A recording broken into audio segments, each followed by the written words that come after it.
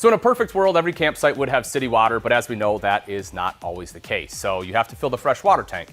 If you have outside hookup, it's pretty easy. Potable water hose, you have your water filter, you hook up, you fill your fresh tank, monitoring it, you're good to go.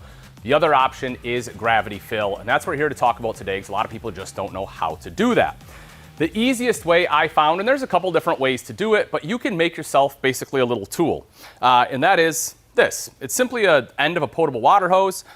Just cut one end off, usually about 6 to 12 inches is all you need, but the reason for it is because unless you have a special funnel that allows you to either have an angle or has a backstop, a bunch of water is going to spill out because it's basically going into it horizontally. So what you do is you just take your funnel, you can stick it into the end of hose like that, stick the hose right there into our fresh tank fill, and then we grab our water, of course making sure that it is filtered and sanitized, and we dump it in like so. You can see it actually fills at a pretty decent rate.